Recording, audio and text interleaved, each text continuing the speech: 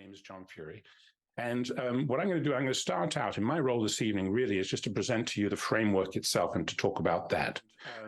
It's a sort of the objective is to have you be able to go and run a session, not necessarily the 22 gold minutes, but to run a session of your own and to see the effect that the framework has on the people you share it with. One of the remarkable things that we see time and time again is that when people hear about or see the framework, there's a sort of recognition and a quick comprehension of what this is and what it's explaining. And so most of the time when people first present it, and I've watched people do this on the back of a napkin sitting on a bar to somebody else, very quickly everyone gets it. And instead of the one person trying to lead everyone in getting it, it's amazing how the conversation around it fills in the blanks because everyone starts to participate because it's something that we can all see. So the idea of this evening's masterclass is not to try to create a master, it's to begin the journey of mastery. And for us, the journey of mastery starts with recognizing what we think of as the obvious, which is not always so obvious because our minds are full of other models and ideas and concepts and ways of looking at the world. I'm going to start out by asking you a question, if I may, and please all participate in the answer of this, even people who know a lot about MindTime. But when you see people walking down the street, or you see people in a room, it could be in a room of that you're facilitating, what is it that you see? What is it that you're looking at?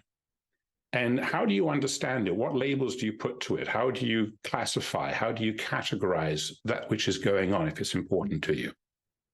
So what do you do? Timothy, Annalisa, Celeste, Julie?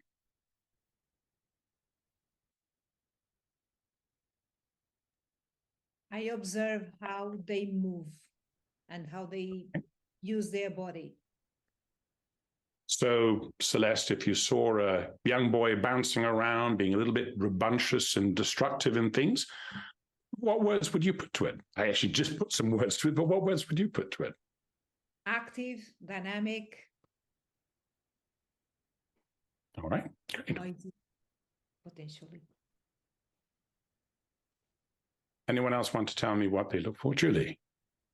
Oh, I was just thinking on the other spectrum, like if somebody's quiet, just like more introverted, I might think something's wrong. Right? Okay. Yeah. Yep. How they interact with other people. Yeah. And for each of these things, if someone stopped us and said, well, what are you seeing?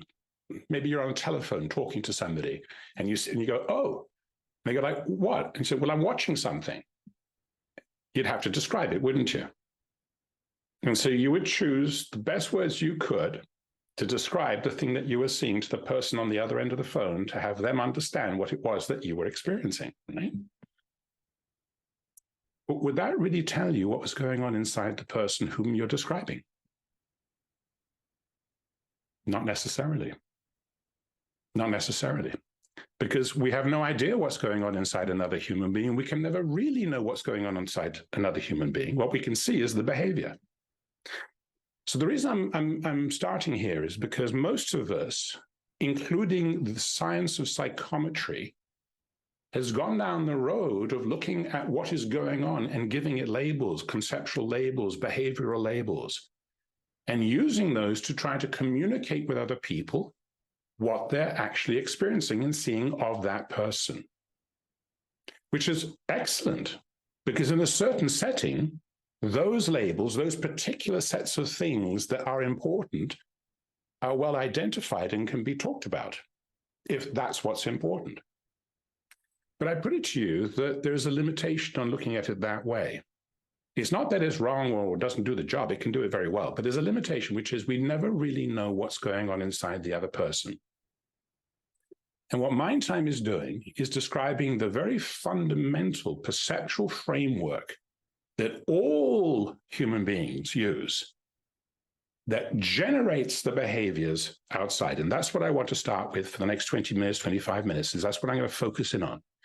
Because it's important to understand the difference between what MindTime is looking at and describing and what more traditional trait-based personality assessments and differences assessments are looking at. And this isn't a judgment of one is better than the other. That's not the point, because indeed, most of the traits that are really validated and are real work very well with MindTime. These are not in conflict, but one is describing why, MindTime, and the other is describing what. What do you see? And those are the traits. And my proposition to you this evening is to say that the MindTime framework and what we do has its greatest power because we get to the why part of it, which is the deepest level of motivation. So I want to tell you a little story here. And it's not really a story, it's a recounting of how we can see this in nature.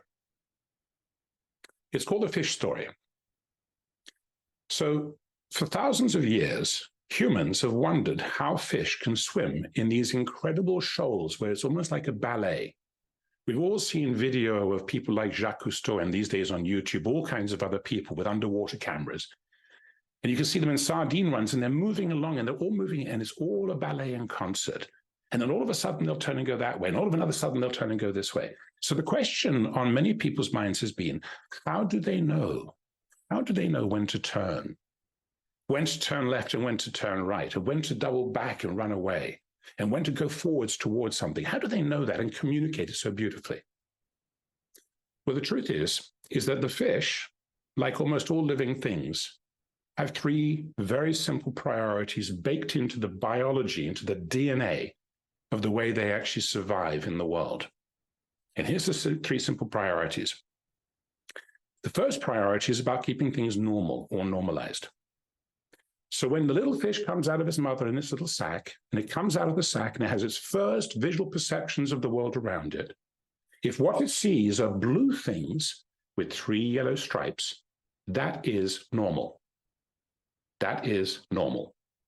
And so the fish must keep that thing that way, normal. And so if the stripes move away, it's impelled, literally compelled to move with the direction the stripes are going in. If they come too close, it'll move away a little bit. If they turn left, it'll go left. If they go right, they'll go right. And this accounts for the orchestration, if you will, this beautiful ballet that unfolds, is because all of the fish, no matter what is happening, are trying to keep it normal, because that's the first rule of survival. It's a priority. The second priority is to feed themselves. And this is what I call the go for it priority. If there's something that the fish sees or perceives in the water, maybe it's little crumbs of bread, maybe it's plankton, anything that it perceives that is good for it, beneficial, something that is maybe an advantage to its survival, then it goes for it. And that's the second rule. If there's a priority based on the need to feed, the need to shelter, the need to procreate, is the movement towards things is a deep part of our biology of survival. And here's the third priority. If it looks like it's going to eat you, go in the other direction as fast as you possibly can. And you'll notice something interesting, and I don't know if you've seen that in this amazing video that was very, very, like, it was on top of YouTube and all sorts of things. Richard Attenborough had this in his film, where there's a shark swimming into a shoal of fish, and they don't speed away at 1,000 miles an hour. They all move exactly away from the shark at exactly the same time, keeping everything else normal. And the shark doesn't know which one to go after. It is literally, it confuses the shark because it's all a wall of fish moving away. There's no one single fish standing out that it can go and grab. So we can see that these three priorities of survival, which are really fundamental biological rules of survival, are baked in incredibly deeply, and they work extremely well. Now, a group of computer scientists actually built a computational model of this and tried it to see if it worked. And absolutely, it's extraordinary to watch this computational model, because as they created what they call the appetitive drive, which is the moving towards food, everything started to move towards it. And as soon as they introduced the repetitive, the shark coming into the picture, everything moved exactly away from the position of the shark. It's totally extraordinary. And as soon as those two things were gone, everything moved into moving in exactly the same patterns. How do they do that? I've explained the priorities, but where do these priorities come from? What's the construct behind the priorities? If we want to understand the why of the behavior, we need to understand something more fundamental than just the observation itself of that behavior. So I'm going to screen share with now, and I want to build the model from the ground up. It's extremely simple. I don't mean to overcomplicate this, but I do want you to understand how fundamental this principle called MindTime is, because it's not just a product. It's a scientific theory about the foundational drives of human beings and indeed all living things. Time is the framework, the foundational organizing principle behind all life, all life. And when we think about the three rules that I've just put forward, the three priorities, they arise because of the potential inherent in time. Now, we often think of time as linear. We think of it as this thing which is like a clock, and I have a meeting tomorrow, and I had meetings yesterday. But there's something far, far, far more brilliant about time, which is the past is fixed. It's immutable. We can't change it. We know this. We can go back and look through millions of years of the record, whether it be in geology, whether it be in volcanology. We can look back in the record and we can see exactly how it went down. So we cannot change it, but we can study it. We can look at it. And through the past, we can understand far, far more deeply what happened. And we can learn from that. So the past is, if you will, both at the sort of geological scale of things, but also our own human history. And more recently, our own personal histories and the histories of the people who live in the cultures around us, the collection of information, the collection of understanding, the collection of observation is all in the domain of past. That is, the potential of past gives us that ability to record something and to observe it and study it and measure it. And finally, hopefully understand it and find meaning in it. That's the power of past. And the power of the future is really the fact that it doesn't exist. It simply doesn't exist. It's just the potential. It's the possibility. And the present is that moment in time where if you are not thinking, you are in the now. But the minute you start engaging and thinking, you're no longer there. And even authors such as Eckhart Tolle write very early on in his book that thought is all temporal. It's all in the mind, past, present, and future. Even present thinking is thinking about the coming future. Future is thinking about the coming future. Past is dealing with the future, but trying to bring the body of information with it. And so what they're looking for are three fundamental priorities. Past is looking to ascertain what is certain. Future is open to possibility. And present is trying to increase the probability that as time flows, we will continue to be able to keep stable and to keep everything normal. Just like the little fish. We've evolved over millions of years, and that evolution of ours has given us essentially three different brains or three layers of brain. At the very, very bottom of that stack of brains is what's known as the reptilian brain. And it functions in us every day today, just as the next one up, the emotional brain, or what's called the old mammalian and new mammalian brains. This is pre-language, but it's certainly about sensing and feeling. And then on top of that, we have reason. What we think of is the differentiating factor that humans have, but other animal species do not. I don't know if that's true, but this is what we currently believe in psychology. So there's these three levels of thinking. And in each one of these, I want to show you how time, certainty, probability, and possibility are really driving the conversation. Down at the very, very bottom level, we've already talked about the fish, and how it shows up is in these three motivating or priority factors. Avoid things if they look like they're going to eat you. Approach things if they look like they can give you something or you can feed from them. And all of the time, when you're not doing one of those two things, keep it normal. Keep everything where it is, swim with it, flow with it, go with it. At the level of emotions, remember, this is still pre-language, but we can articulate certain kinds of emotional feelings. We know if we see something that we want, we feel excitement. We know that if we see something that we fear, we feel anxiety. And what we're all striving towards in our keeping it normal is to create this calmness in our lives. Too much excitement, not good for us. Too much anxiety, certainly not good for us. But if we can live in this place between those two imperatives and keep things normal and calm, then we seem to do very well. And then there's the level of reason. And this is where we have language. Now we can use words.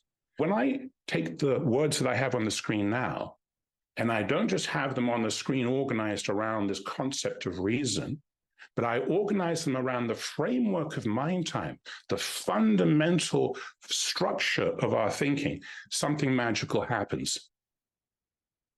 Because when we look at where these words end up in terms of past, present, and future in their relationship, it starts to really make sense.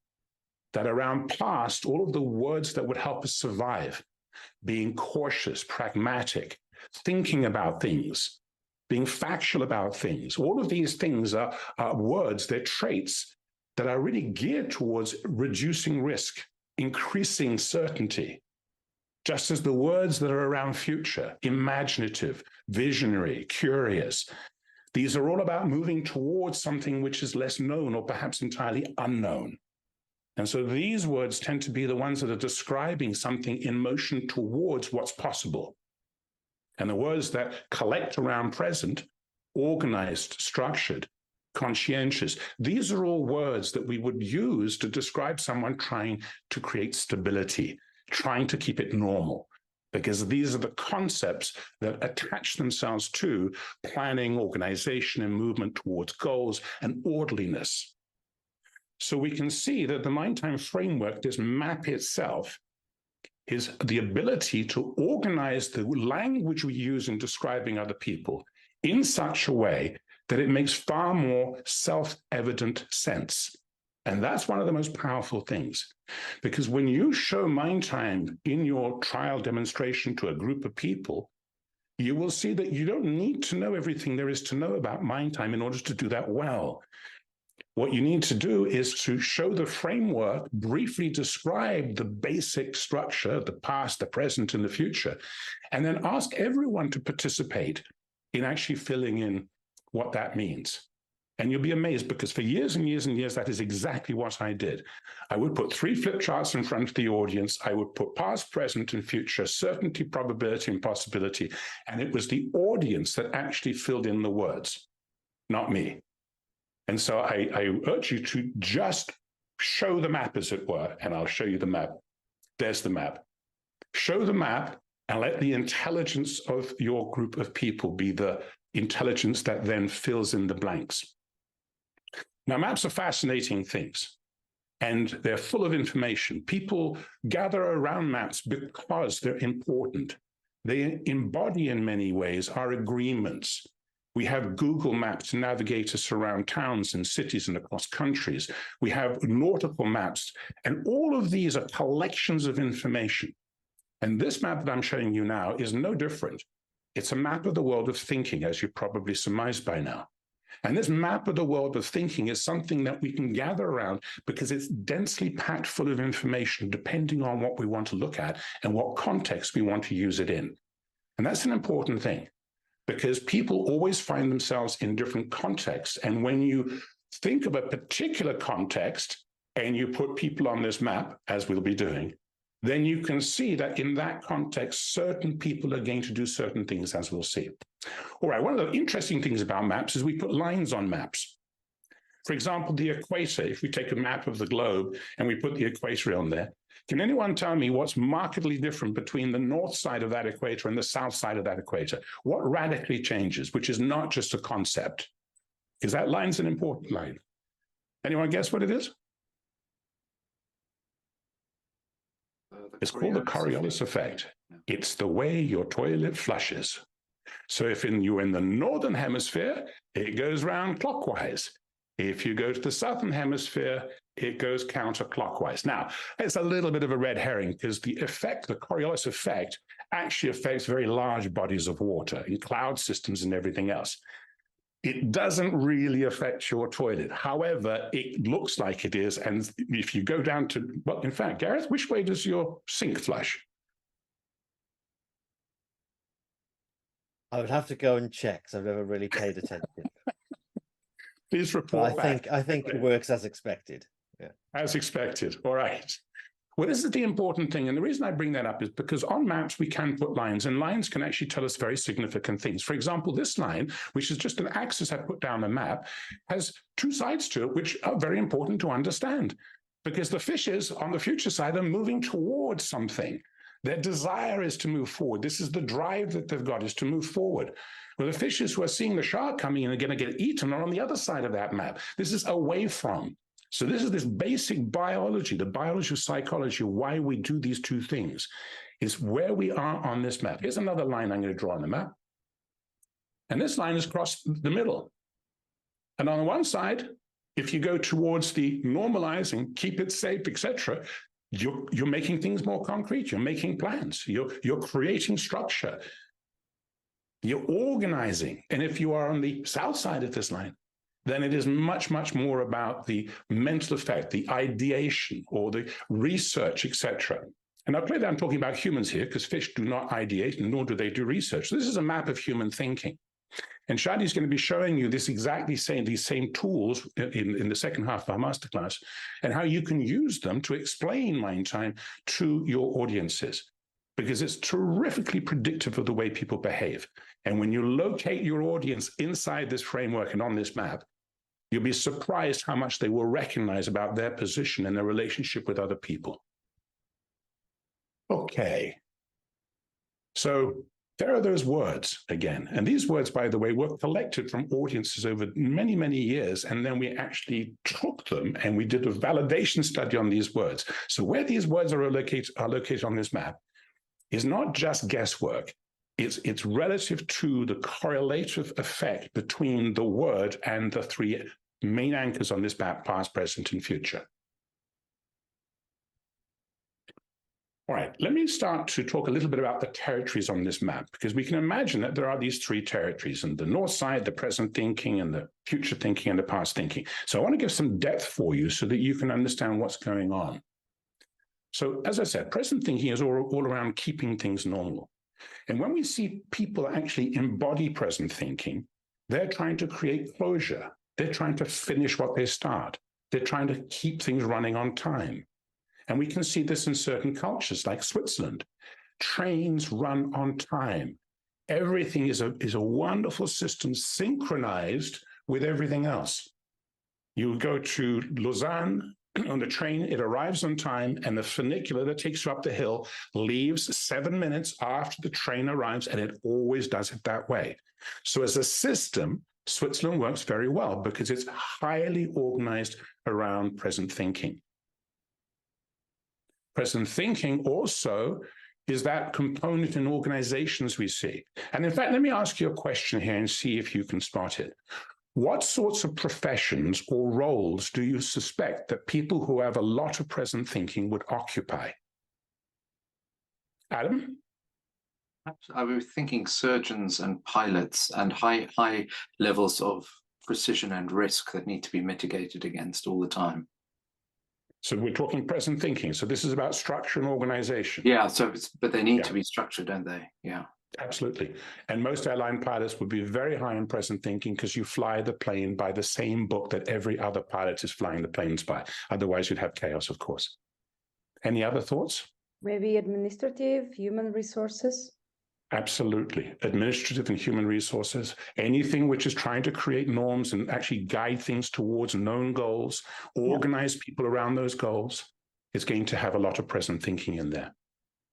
So present thinking is that essential component that keeps the clock ticking on time and keeps everyone arriving at meetings, leaving meetings, doing what needs to be done towards a collective plan to get something finished.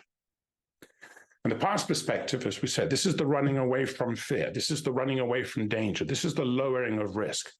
So people engaged with past perspective are very much about precision. They're very much about the facts and finding evidence and trying to make sure that there is a proof behind what they're doing. Past thinking is not going to take anything on sort of face value, for example. They're going to really want to make sure that the evidence necessary to validate what is being said is available before they will agree or accept something that someone's saying. So, for example, it doesn't matter what I say. If you have a lot of past thinking, what you're going to want to have is access to our scientific research. You're going to have a lot of questions that you're going to want to have answered. You're going to want to even know, well, what is time in the global spectrum of psychology and how is it dealt with by other people? Because it's a novel concept.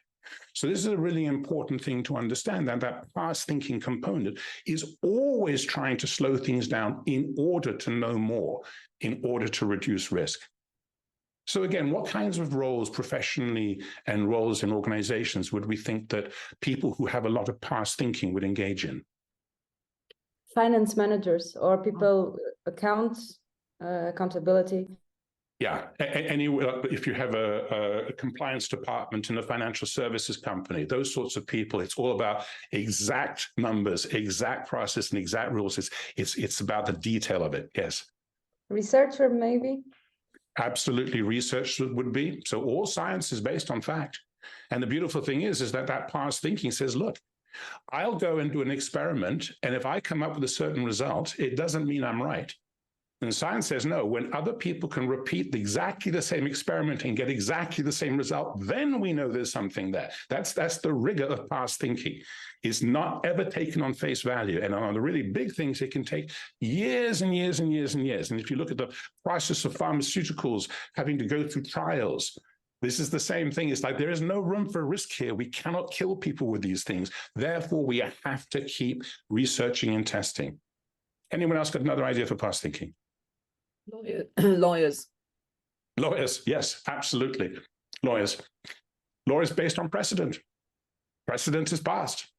So lawyers, by their nature, have a lot of past thinking. Now, I will say that there's an exception to this rule, which is if you're a trial lawyer, and especially if you're an American trial lawyer, you will tend to be more successful with future thinking, because it's about telling a good story and persuading that jury what you want them to believe, not what's actually possibly true. All right, and then future perspective. So I have a lot of future thinking. So you're getting some sense, if you will, of the kind of energy that future thinking has. It's the people who solve problems in novel ways. It's the people who have an idea that hasn't been had before. It's the people who found small companies and have a vision about how something can be. It's the people who engage themselves really, really fully in helping other people from the point of view of just getting on and solving the problems, finding novel ways to do things. Future thinking is very inventive. It loves creating. It gets bored very easily. It loves change and novelty.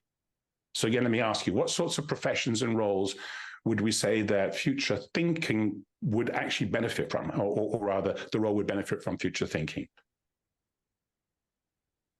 Maybe journalists, communicators, something on that area. A journalist I would put as past thinkers, at least I would hope. But in today's world, I'm not too sure anymore, seeing as just about anything passes for news. But in reality, the journalist really is trying to get to the truth. They're trying to get to the facts. And we trust journalists to do that. Well, at least we used to. But certainly communicators, like facilitators, it's extraordinary. And we've done this because we did the facilitation week. We see a very, very clear pattern, which we'll write about on the future blog and share with you. We see a very clear pattern of the relationship future thinkers have with this map. Facilitators have with this map. But certainly the communication aspect, the ability to articulate, the ability to think on your feet, the ability to hold a room, the ability to, if you will, create that uplifting energy that's always necessary to engage. These sorts of qualities come from that future thinking. Any other ideas quickly? Yes, Adam. I was thinking game designers specifically, not the writers of the code, but the people who conceptualize. Absolutely. Yes. It's novel, isn't it? It's an entirely new game. It doesn't matter. I mean, even Monopoly, once upon a time, was an entirely new game. It took someone to go, oh, and have this new creation. Now, it's not necessarily the person who would have executed it, as you pointed out. It's not the code writer. It's not the person who then drew the Monopoly board and wrote all the rules and everything else, but it's the person who had that expressive idea. Absolutely right. Yeah. Nice observation. And I want to touch on briefly integrated thinking. Now, this is not an actual perspective in of itself, but it behaves like one, so it's worth pointing out. Because what happens when you have an almost equal blend of past, present, and future thinking? What happens is that you actually become an extraordinary bridge builder for the three different points of view.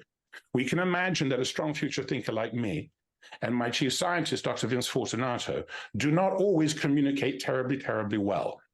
He thinks I speak in too many abstractions of the kind which is speculative, and I think he gets too lost in details of the kind that are not important to where I'm going. However, the integrated thinker forms the bridge between those 2 points of view, because it helps to interpret what is Vince really needing, what is John really saying. So the integrated thinker forms the glue in an organization.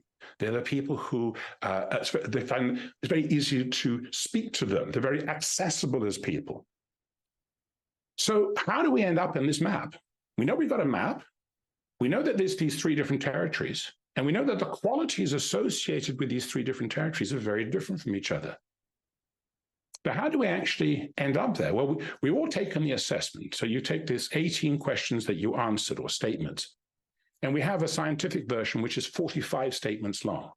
So in certain instances, when we're doing analytics in the educational sector, when we're doing large-scale studies, we use the larger inventory because it is a little bit more accurate, but not a great deal more accurate. But it's statistics. So more is always better in statistics. All right, so we have this thing, we respond to it. It produces 3 intensities. And these are mine. And this is my intensity in future thinking. This is the degree to which future thinking actually affects me. And the degree to which present thinking affects me, influences me. And the degree to which past thinking influences me.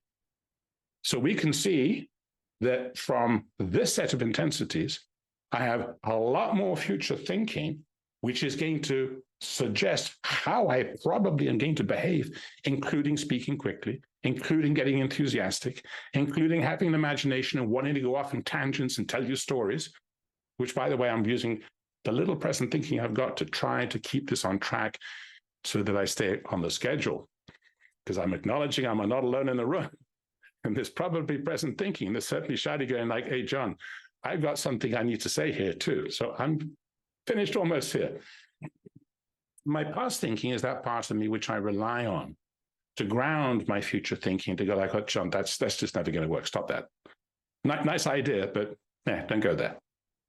So this is how I approach the world. And we use these 3 numbers, which are not percentages. They're just numbers on a scale of 0 to 100. We use these 3 and we resolve them into position on the map. And as you can see, my future thinking being the strongest pulls me down into that part of the map. So all the qualities of that part of the world are qualities that I will embody in what I do. It's the way I speak, it's the way I am, it's the way I come across to other people, and it's also what rubs people up the wrong way, unless they know why that is the value that I bring. And then I have this 64 in past thinking, so I can call on that. It's not strength, it's not strong, it's not going to lead me, it's not going to change my mind if I have an idea, but it will ground me in what I know. It'll help me to use the information I've got to better effect.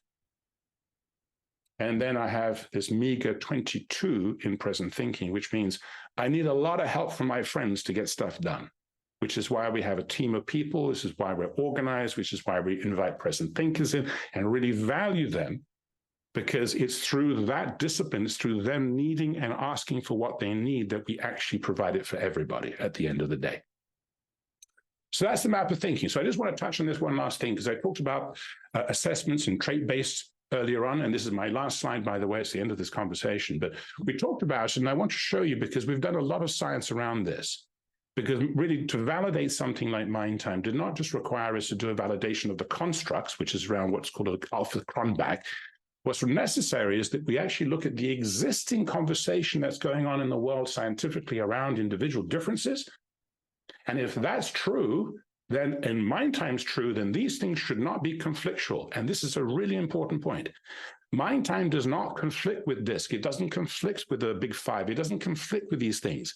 It informs. It's looking at it from a different point of view. It can complement enormously. And MindTime's value is because of its high face validity. It's easy to use and get going with very quickly without trying to explain more complex models which are behind things like DISC and the 34 strengths finders, etc. So I don't know if I need to explain this. It's pretty obvious.